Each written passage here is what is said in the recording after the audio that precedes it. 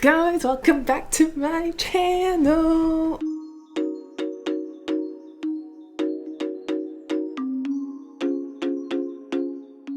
Yeah, hi. I don't know why I'm so excited. Oh my gosh, maybe because of consistency. So today I was debating about filming two videos. They're actually two really taboo subjects. It's basically race and religion. I chose race today, basically. Being mixed race in particular. Since it's Black History Month, I guess it's pretty relevant, right? Religion is gonna come in another video, but these are actually videos that were requested by you guys. And yeah, I definitely want to talk about like my religious journey and my spiritual journey, so stay tuned for that video. But first things first, I was supposed to get my nails done today, but I did my hair, and I always underestimate how much time it's gonna take to do my hair. They look ratchet, but I don't think you're gonna see because you guys are far, I hope. Anyways. Second thing is, I am aware that talking about color is not race. We are part of the same race, the human race. I get it. And there's this new term called colorism. Honestly, it's not something that I have adapted in my vocabulary. I'm gonna work on it. Now that I've said it, you're aware that I'm aware of that, so please don't come at me with that. Anyways, third thing, it was an important thing. Oh yeah, okay. All this is based on my experience. This is my story as a mixed race person in this world. I lived in Africa, I lived in North America, and I'm currently in Europe. And my experience with race has definitely changed depending on where I am.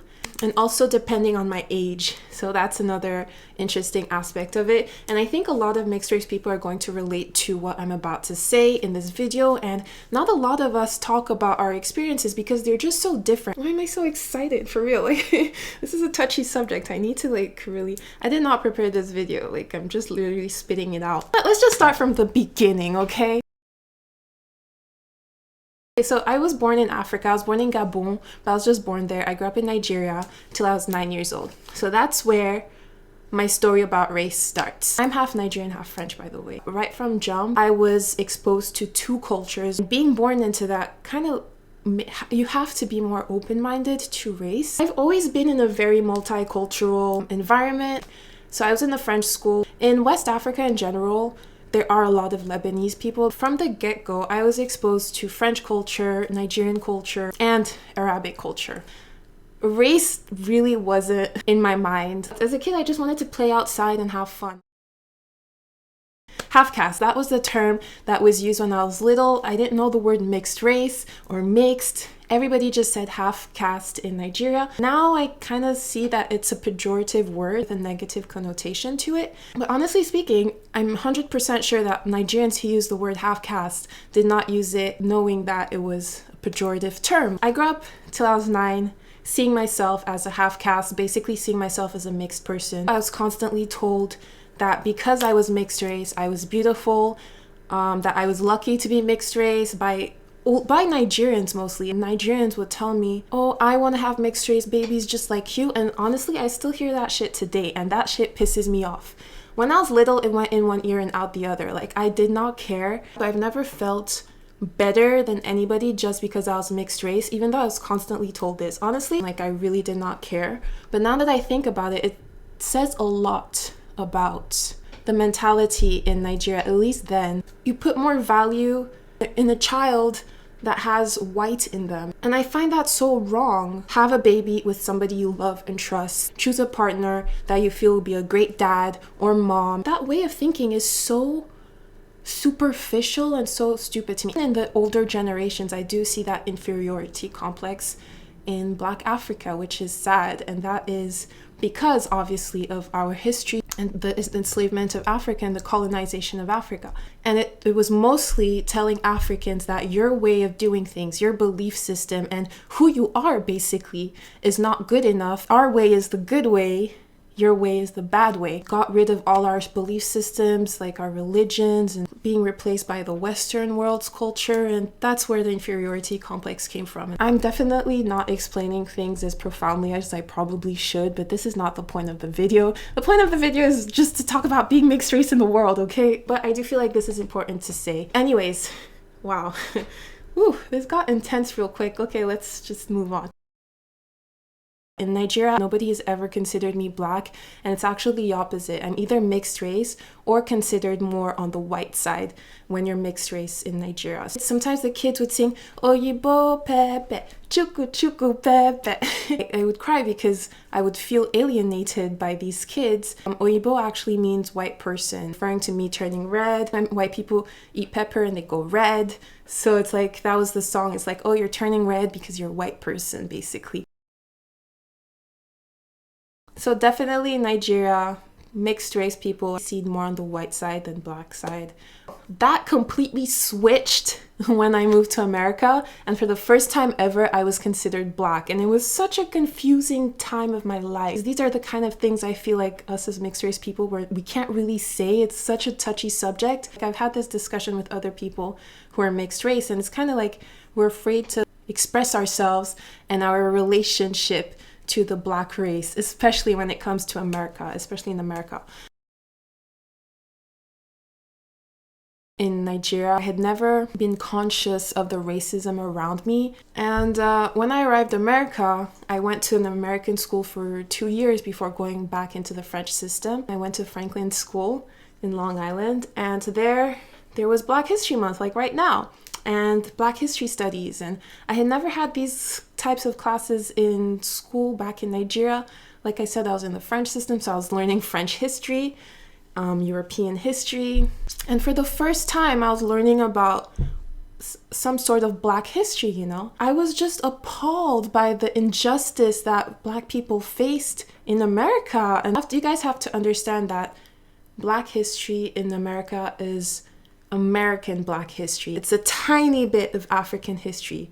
And I really want to make that clear, because I feel like when we talk about black history, it starts with slavery, and we are so much more than that as Africans. But American black history does start with slavery. And for the first time, I was learning about, you know, the civil rights movement. I saw about segregation. I was like, what is going on in this country? So as a kid, like, it baffled me, the whole history of black people in America. I was outraged, and like, we would watch videos in class, and I would see like these mixed race people in the fight for justice. I would see mixed race people in the Black Panther movement. So yeah, for the first time in my life, I felt black, you know, like just black. I met an American in South Africa, and he said to me, he said, well, you know, Trevor, it's funny you say that, because if you come out to America, they'll label you as black. I said, really? And he was like, hell yeah. I was like, wow, well, I want to be black. And I found out it's true. Mixed race people are categorized as black in America. I'm glad Trevor Noah talked about this in his stand-up comedy, because now I feel more comfortable talking about it. It was such a strange feeling, you know, but I did like that concept of being part of a group and fighting for a cause to help a group, you know? And I went all in. Like, I read books. Like, I read Malcolm X's autobiography at the age of 13, you guys. And Malcolm X was my hero, because he was a mixed race person, and I could relate to him more. I was just obsessed with Malcolm X. Like, look, you guys, I even got glasses. Like, I never wear these because they don't suit me. I got these glasses just because Malcolm X had to, like... Most famous mixed person on the planet by far, Barack Obama, mixed, half and half, straight down the middle. But then they say America's first black president. As a young kid, I was like, whoa, okay, so this is how things are here. You know what, like, I'm black, you know, I'm black. In America, I'm tired of having to feel like there's something wrong with accepting my white side. You see what I mean? Like, I'm French, and I'm proud to be French. It just so happens that my French family member is white, but it's not because he's white, my father is white, that I like to be French. It's because the French culture is in me. It's the culture. So basically, for a long time, I kind of like pushed away my French side, my white side, because I felt right from jump when I arrived in America that I could not be proud of my white side because of all the injustice that the white people had done to the black people in America. So I was kind of, I don't want to say I was ashamed of it. It's just I didn't put any importance into my white side, which is sad because it is a huge part of who I am. So if you're from Africa, why are you white? Oh my God, Karen, you can't just ask people why they're white. At the same time, I was coming from Africa, and I was definitely seen as different in the black community. I was seen as the kid from Africa, kind of like a mean girls thing, like, wait, so if you're from Africa, why are you getting such good grades? I was a straight A student, like they wanted me to skip classes, I was on the honor roll, I was just like excelling in all my classes. According to data provided by Rice University in Texas, Nigerian-Americans, folks, they are the most educated ethnic group in the United States. Sounds like merit to me. According to the Migrations Policy Institute, 29% of Nigerian Americans have graduate degrees. That is compared to 11% for the overall American population, ahead. And a minimum of 4% of Nigerian Americans are also PhD holders, folks. That is at least 3 times higher than any other ethnic group in the United States of America. More than 70% of black doctors in the United States are now of Nigerian descent. What's funny is that I also spoke the English, the Queen's English, because Nigeria is a former English colony. It's not like I was a mixed person who was born and grew up in America who is just automatically part of the black community most of the time. I can't relate to the black community in America because it's not my story, it's not my culture. I do remember though, when I did arrive in America, I really did want to fit in. So I made an effort to actively get rid of my accent. And as a teenager, it makes sense. That's another thing about being mixed. You don't really fit in anywhere. And as a teenager, I wanted to be part of a community. By me wanting to be part of the black community, it also opened my eyes to the relationship the black community had with Africa. And I realized that people were so misinformed in America. My trying to become part of the black community slowly became me trying to show people what Africa truly is and really embracing my African side. I grew up in big houses and we had boats and we took our boats to the beach and we had drivers and chefs and and maids and we lived the fancy life and stuff like that. And no, we didn't live in trees.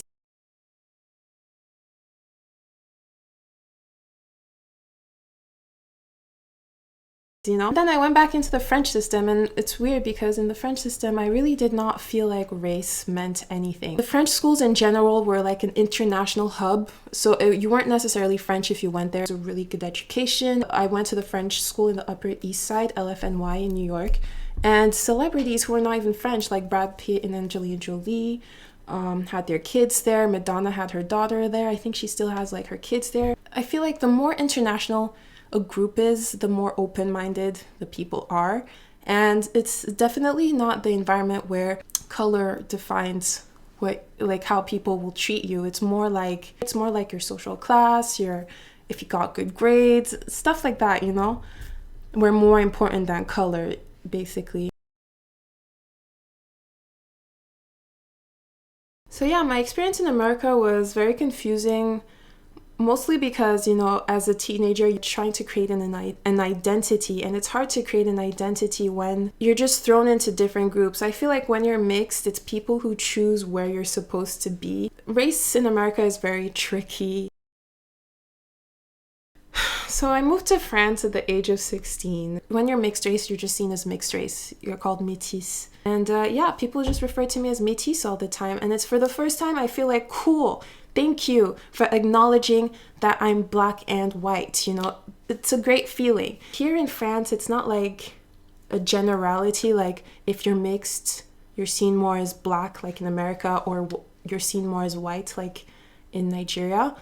It depends on you, it depends on your story. It depends on, who you hang out more with. And sometimes you're just seen as mixed because but race is not as defining here in France as it is in America, for example, So for the first time, I felt like I could just be myself. It's just chill. So basically, that's my general experience in each continent, in each country.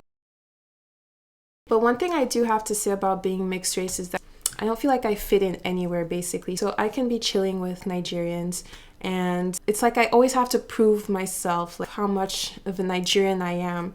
And the more I prove that I'm Nigerian, the more I'll be accepted in the community. So if I can dance like a Nigerian, if I can speak broken English, or you know, if I could cook Nigerian food, you know, it's like the more of those things you can do, the more accepted you'll be in the community, which I guess makes sense because that's what a community is. It's a group of values, it's a group of things that make you part of that community, basically. I guess that lack of being part of a community also plays a big role in why I'm such an introvert, such a solitary person, somebody who's just okay with being alone. And I guess that my whole story of not fitting in or trying to fit in or having to push away one side of who I am to be accepted by people, all that is just so tiring. And I guess that me personally, I'm okay with being by myself and being who I am 100% rather than having to conform to a group to fit in, you know? Everybody's identity is built on their experiences, you know. Everybody's experience is so different. Why do we need to put people in boxes? Our minds so small that we can't comprehend that people can be so much more complex than the color of their skin. Are we that small-minded that we need things to be either black or white for us to be happy? Just look at me as me. If you want to get to know me, listen to my story, feel my vibes, you know. Anything that's hashtag light-skinned, like anybody who feels better for being light-skinned, it's something that annoys me to the core. People who tell me that they want light-skinned babies, to me, it's just you have a problem with yourself. You have this inferiority complex, or you have this very superficial way of looking at the world. I can't stand ego in general, so be having an ego for something that you were just randomly given, that you were just born with, is even worse to me. And I'm not gonna lie, I have seen so many light-skinned people, so many mixed-race people put so much value in the color of their skin as well. Like, you see it, you just see them. Like, sometimes they walk in a room and it's like you can just tell that they think they're better than everybody. And like, that's the most annoying thing ever, because then people treat me like I think the same way. This is how I see things. You were born with the color of your skin. It's not something you earned, you know, it's just you were born with. It's so random. So placing value on the color of somebody's skin is so stupid because it doesn't mean anything about that person. I feel like I'm angry. It's like, ugh, why are people so like closed-minded? My camera's nice. So anyways, one thing I've learned from my journey in this life, in the short life I have lived on earth, is that people are always going to put you in boxes no matter what, based on what they see. People see a pretty girl and think she's stupid. People see light-skinned girl and think she's full of herself. When you meet a person, try and understand them as an individual, and you know, okay, yeah, their community does play a big part on who they are, and it could also help you understand that person. But you also have to understand that a person is so much more than their community as well. Their experiences, their travel, relationships they've had have also made them who they are. Their religion, their beliefs, you know, their values. We need to try and be more open-minded.